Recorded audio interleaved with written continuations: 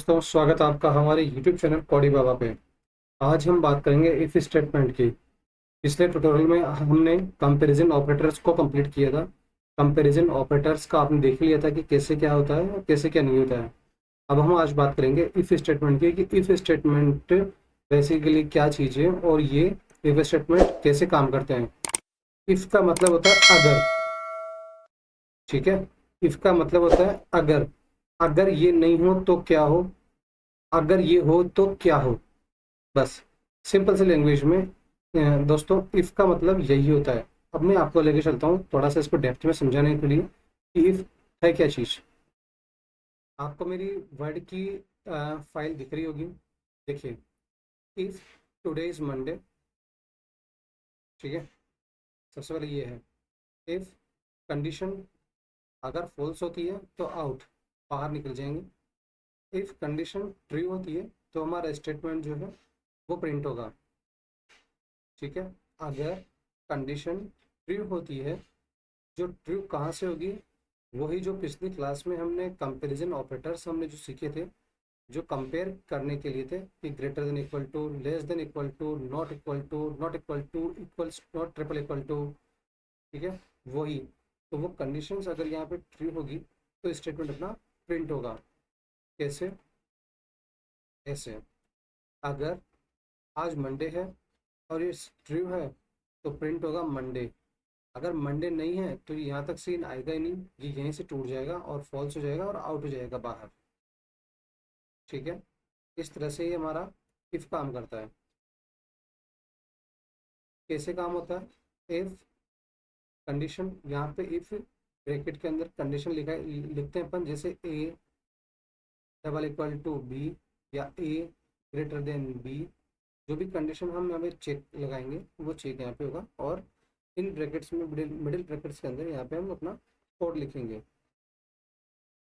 जैसे एग्जांपल, ये वेरिएबल है। ठीक है, वेरिएबल एक्स की वैल्यू है 15।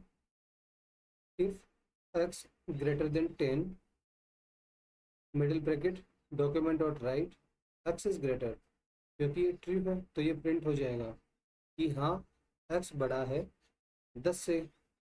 ठीक है, तो डॉक्यूमेंट इज ग्रेटर देन, ये बड़ा हो जाएगा। अगर अगर वेरिएबल एक्स की हम लिखी वैल्यू 5 और यहाँ पे डाल दी हमने इफ एक्स ग्रेटर देन 10, तो ये जो आप देख रहे हो ना, यही इसे हम बोलते हैं कंपैरिजन ऑपरेटर। ठीक है, document right x is greater, तो ये कंडीशन यही फॉल्स हो जाएगी कि एक्स तो बड़ा नहीं है 10 से। तो ये कंडीशन यहीं से चेकआउट हो जाएगा और यहाँ से रिजल्ट बाहर हो जाएगा। और जो भी हम एल्स में देंगे, एल्स का हम बाद में नेक्स्ट क्लास में कवर करेंगे, पहले इफ का कवर करा है तो ये कंडीशन चलेगी ही नहीं, यहाँ पे फेल हो जाएगी। सो गाइस, एक बार इसे हम लोग जो है डायरेक्टली इसे कोड में इम्प्लीमेंट करने की देखते हैं कि ये कोड में इम्प्लीमेंट करने पे ये कैसे दिखता है। सो गाइस, मूव करते हैं विजुअल स्टूडियो पे। मैंने ये जो है विजुअल स्टूडियो एंड कोड दोनों यहाँ पर ओपन कर लिए, ब्राउज़र दोनों। अब देखिए, variable a, variable b, 20 variable दे रखी है मैंने। डॉक्यूमेंट डॉट राइट, मैं डायरेक्टली इफ में चेक करता हूँ। If a greater than B,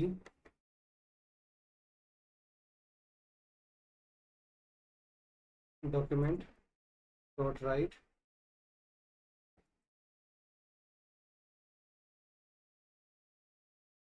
is bigger. ठीक है, कंडीशन बनाए। देखो, कंडीशन चली नहीं क्योंकि ए जो है वो बी, ना तो बी से बड़ा है। अब मैं यहाँ पे चेक कर दूंगा इसको, डबल इक्वल टू से हमारा आ गया result, A is bigger.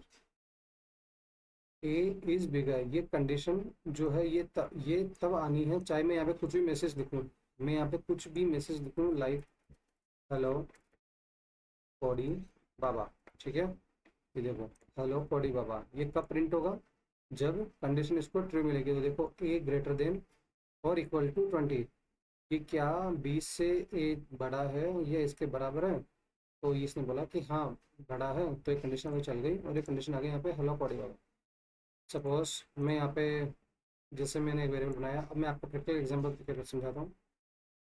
Variable as, ठीक है। वेरिएबल एज मैंने दे दी, यहाँ पे नंबर दे दिए मैंने लाइक 21, ठीक है। दे दी मैं 21। अब यहाँ पे मैं कॉल कर दूंगा एज, इफ एज 21, अगर एज जो है 21 से बड़ी हो या 21 के बराबर हो तो डॉक्यूमेंट डॉट राइट क्या प्रिंट होना चाहिए यहाँ पे, you are eligible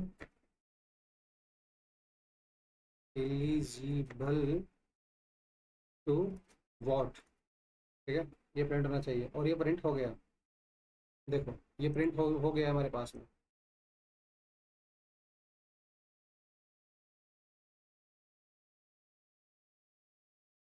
you are eligible to vote, because ये वैल्यू बराबर है, एक बराबर है कि हाँ एज जो है 21 साल है, 21 साल से बड़ी है। अगर मैं इसको ये हटा देता हूँ मैं,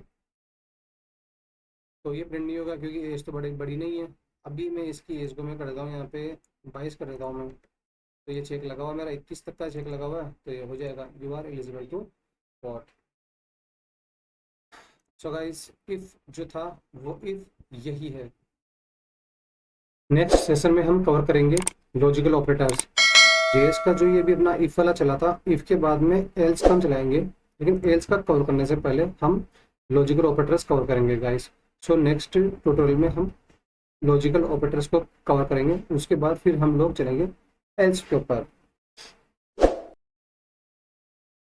तो thank you so much guys, channel को लाइक एंड सब्सक्राइब जरूर करिएगा। और नेक्स्ट ट्यूटोरियल में हम लोग कवर करते हैं लॉजिकल ऑपरेटर्स को।